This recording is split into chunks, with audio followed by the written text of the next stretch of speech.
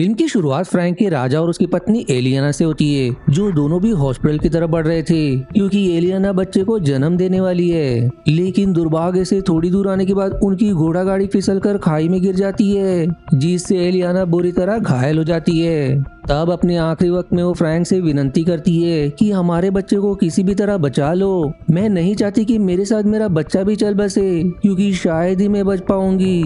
तब मजबूरन फ्रैंक चाकू की मदद से एलियाना के गोद से बच्चे को निकाल लेता है, जिसकी तुरंत बाद एलियाना अपना दम तोड़ देती है। आप सीन कुछ साल आगे बढ़ जाती है, जहां एलियाना की बेटी लिली अब थोड़ी बड़ी हो चुकी है, जो अपनी नानी के साथ अपनी माँ के कब्र के पास खेल रही होती है। साथ ही फ्रैंक लिली का बहुत ख्याल रखता है, लेकिन लिली अक्सर जब भी उदास होती है तो फ्रैंक को लगता है कि वो अपनी माँ को याद कर रही है। इसलिए माँ की कमी को पूरा करने के लिए उसने सैरा नाम की लड़की से शादी कर ली, जिसे पहले तो लिली पसंद नहीं करती थी, क्योंकि वो अपनी माँ की जगह किसी और को देना नहीं चाहती थी। लेकिन फिर भी वो सैरा से मिलने जाती है, जहाँ सैरा उससे काफी अच्छे से बात भी करती है और उसे एक पपी भी देती है, जिसे पाकर लिली को बहुत अच्छा लगता है, इसलिए उसके साथ खेलने लग जाती है। फ्रैंक सैरा को अपना महल दिखाता है, जो काफी विशाल होता है, जिसे देखकर सैरा भी खुश हो जाती है। जिसके बाद घर पर सैरा का सामान लाया जाता है और उसमें से सबसे खास चीज सैरा का भाई गुस्तावो लेकर आता है, जो कुछ और नहीं बल्कि एक जादुई आईना होता है। और जब भी सैरा उस आईने में देखती है तो वो अपनी सुंदरता को देखकर बहुत खुश हो जाती है। पर ये चीज देखकर लिली को बिल्कुल भी अच्छा नहीं लगता। ऐसे ही एक दिन अपनी नानी के साथ खेलते हुए लिली सैरा के कमरे में आकर बेड के नीचे छिप जाती है। लेकिन जब लिली की नानी उस आईने के पास आती है तो उसे वो आईना काफी अजीब दिखाई देता है, और अब जैसे वो आईने के सामने लगे कवर को हटाती है, उसमें से तेज रोशनी निकलने लगती है। और जब वो रोशनी लिली के नानी के ऊपर पड़ती है, वो अचानक से तड़प तड़प कर मारी जाती है, जिस चीज से पूरे महल में सारे लोग परेशान हो जाते हैं कि आखिर ये सब कैसे हो गया। अब ऐसे ही कुछ साल गुजर जाते, जहां लिली भी बड़ी हो चुकी थी और सैरा भी एक बच्चे को जन्म देने वाली है, जिस चीज से फ्रैंक बहुत खुश होता है कि उसे अब वारिस मिलने वाला है।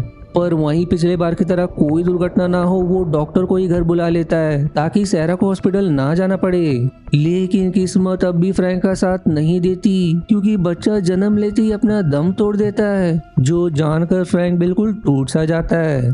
वहीं सैरा का भी रो रो कर बुरा हाल था। तब वहाँ गुस्ताव आता है, जिससे सैरा कहती है कि मैं अपने बच्चे को नहीं खो सकती, जाओ और मेरे बच्चे के शव को लेकर आओ। इसलिए गुस्ताव वहाँ के लिए निकल जाता है। लेकिन जब वो उस जगह पहुंचता है तब नर्सेस उस बच्चे के शव को जलाते हुए दिखाई देते हैं, पर सही समय पर गुस्ताव बच्चे को आग से निकाल लेता है।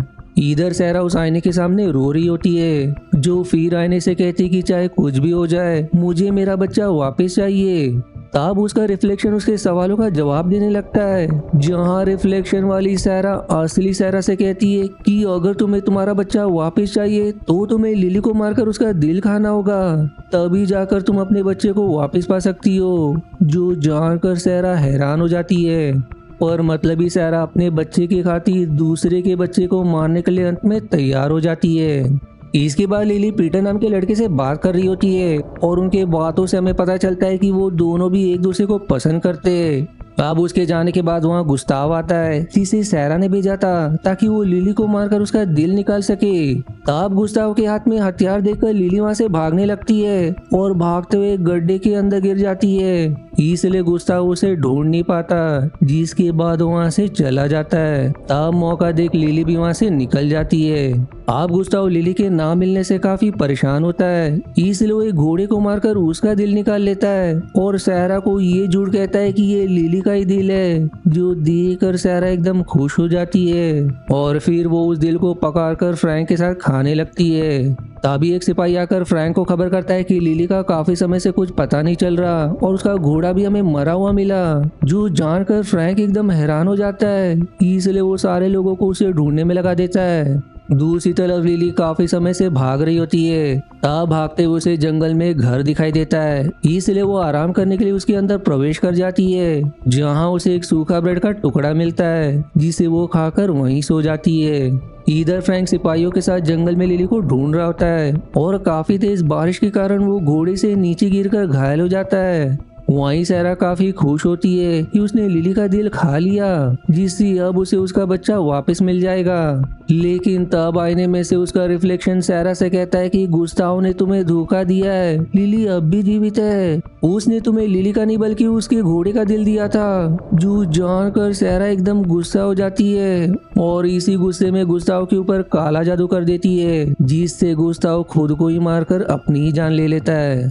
दूसरी तरफ लिली जिस घर में होती है वहाँ कुछ और लोग आ जाते हैं, जिसमें से एक आदमी लिली के साथ जबरदस्ती करने की कोशिश करता है, पर विल नाम का आदमी उस आदमी को धक्का मारकर वहाँ से भगा देता है और लिली को अपना ध्यान रखने का कहकर वहाँ से चला जाता है। इसलिए लिली भी चुपके से उसका पीछा करने लगती है, जहाँ विल अपने साथियों के साथ एक गुफा में काम करने आता है। इधर सारा लिली का पता लगाने के लिए एक शैतानी कौवे को भेजती है, जो उसे कुछ ही समय में आकर ये जानकारी दे देता है कि लिली अभी कहाँ पर है। इसलिए सारा अपने काले जादू का प्रयोग करते हुए उस पूरे गुफा में भूकंप ले आती है, जिससे गुफा टूटने लगती है। पर लिली और बाकी जैसे तैसे रस्सी पकड़कर ऊपर आने में सफल हो जाते हैं। अब ऐसे लिली काफी दिन विल के साथ रहने लगती है, जहाँ विल लिली को पसंद भी करने लगा था। वो उसे कहता है कि अब से तुम हमेशा हमारे साथ रह सकती हो, क्योंकि तुम्हारे पिता शायद ये समझ चुके होंगे कि अब तुम नहीं रही। इस पर लिली कहती कि वो ऐसा कभी नहीं सोच सकते, चाहे कुछ भी हो जाए वो मुझे ढूंढते हुए यहाँ जरूर आएंगे। दूसरी तरफ पीटर लिली से मिलने उसके घर आता है, लेकिन उसे पूरा घर खाली दिखाई देता है, जो देखकर वो हैरान हो जाता है। तब उसे घर में सारा दिखाई देती है, जो उसे अपने वश में करके पीटर से कहती कि तुम्हें लिली को ढूंढकर उसका दिल मेरे पास लाना होगा, जिस पर पीटर ये काम करने के लिए तैयार हो जाता है। अब अगले दिन लिली जब विल के साथ होती है तभी उसे उसके पिता की पुकार सुनाई देती है, जो सुनकर वो तुरंत उसी ओर भागने लगती है। इसलिए विल भी उसके पीछे जाता है, लेकिन काफी दूर तक आने के बाद भी लिली को उसके पिता कहीं नहीं दिखाई देते, जिससे वो समझ जाती कि किसी की चाल थी। तभी सारा जादू से वहाँ तूफान ले आती है और फिर एक एक करके वहाँ के पेड़ों को गिराने लगती है ताकि लिली मारी जाए। पर इससे लिली तो बच जाती है, लेकिन विल का एक साथी मारा जाता है, जिससे सभी एकदम दुखी हो जाते हैं। तभी विल के एक साथी को सारा का कौवा दिखाई देता है, जिससे वो समझ जाता है कि ये शैतानी कौवा है और उसी के कारण ये सब हो रहा है। इसलिए वो तुरंत उसे मार देता है और उसके मरते ही तूफान थम जाता है। लेकिन इससे सारा एकदम गुस्सा हो जाती है कि अब वो लिली का पता कैसे लगाएगी। तब वो गुस्से में आने से सवाल करती है कि ऐसा कोई तो तरीका होगा जिससे मैं ताकतवर बनकर लिली को मार सकूं।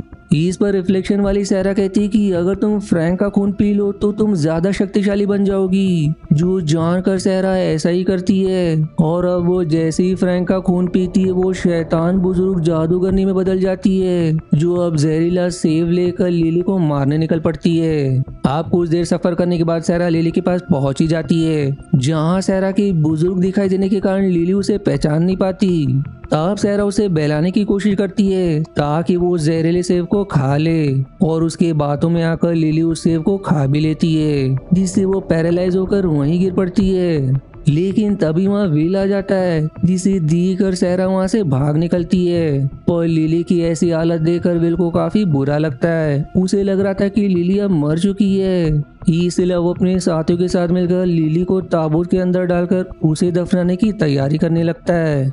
पर तभी लिली अपनी आंखें खोल लेती है, जो देखकर विल तुरंत उसे ताबूत के बाहर निकालता है, जहाँ फिर लिली खांस कर अपने मुंह से उस सेब के टुकड़े को निकाल देती है, क्योंकि उसने सेब को पूरी तरह से नहीं खाया था, इसलिए उसके ऊपर जहर का उतना असर नहीं हुआ, जिससे अब जिंदा देखकर सभी काफी खुश हो जाते हैं। अब अगले दिन लिली से मिलने पीटर आता है, जो उसे फ्रैंक के पास चलने को कहता है, जो सुनकर लिली खुश हो जाती है कि अब वो अपने पिता से मिल सकेगी। इसलिए वो उसके साथ अपने घर के लिए निकल जाती है। साथ ही पीटर सारा के जादू से आजाद भी हो गया था, क्योंकि वो लिली को पसंद करता था और वो उसे मार नहीं सकता। इधर सारा काफी ज्यादा गुस्से में होती है कि वो अभी तक लिली को मार नहीं पाई, इसलिए वो फ्रैंक का काफी ज्यादा खून पीने लगती है ताकि वो ज्यादा शक्तिशाली बनकर लिली को मार सके। वहीं विल पीटर का पीछा करते हुए उसके पास आ जाती है, जिसे देखकर लिली खुश हो जाती है। और फिर वो सभी वहाँ से फ्रैंक के पास आते, जहाँ उसकी हालत काफी ज्यादा खराब हो चुकी थी। वो लिली को सारी बात बताता है और विल से भी विनती करता है कि वो लिली को यहाँ से दूर ले जाए।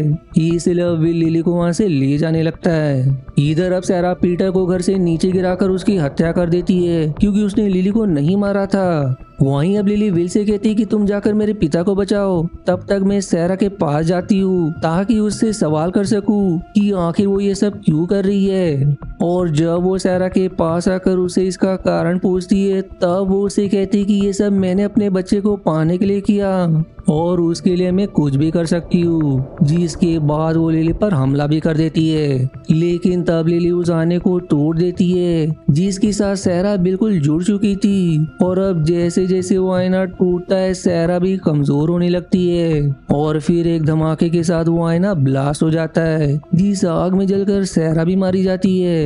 अब लिली वहाँ से अपने पिता के पास आती है, जहाँ विल भी मौजूद होता है, जहाँ वो तीनों काफी खुश नजर आते हैं। जिसी हैप्पी एंडिंग के साथ ये मूवी यहीं समाप्त हो जाती है। आशा है आपको मेरी एक्सप्लेनेशन पसंद आई। यदि हाँ तो प्लीज वीडियो को लाइक करना और चैनल को सब्सक्राइब करके सपोर्ट करना ना भूलें। मिलते हैं अगले एक्सप्लेनेशन वीडियो में, तब तक के लिए धन्यवाद दोस्तों।